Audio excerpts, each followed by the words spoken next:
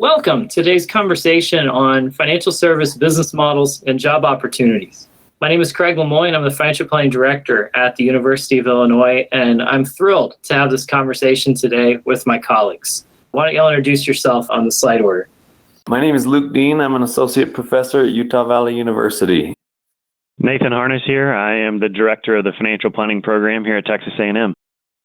Martin Seay. I'm the director of the financial planning program at Kansas State University.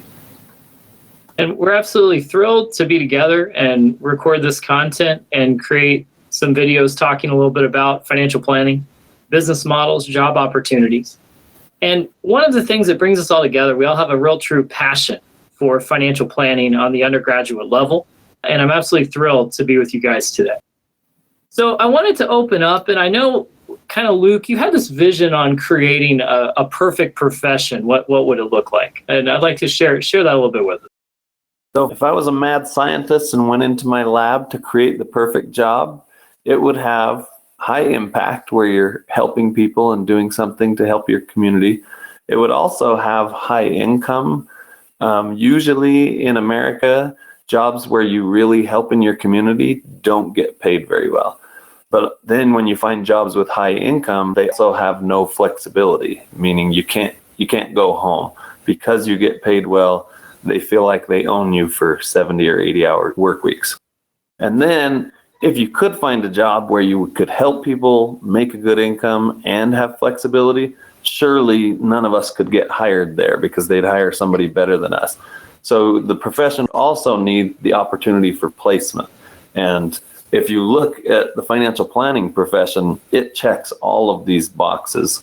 We've been able to place nearly 100% of our students for the last 7 years, and it's happening all over the country that they're having more job opportunities than students in a high income, high flexibility, high impact, helping people profession. And I know in Illinois, we've had the same luck with placing students, and I know we're a younger program, but this is the second year now that I've been engaged with it. And for the second year in a row, we've had more job opportunities than graduating seniors. In fact, I think to some extent, the one limiting factor is, geographically, where does the student want to land? That might be if they want to go rural, it can be a little tricky. But other than that, we've really had an amazing amount of opportunity for our kids too. Go ahead, Martin.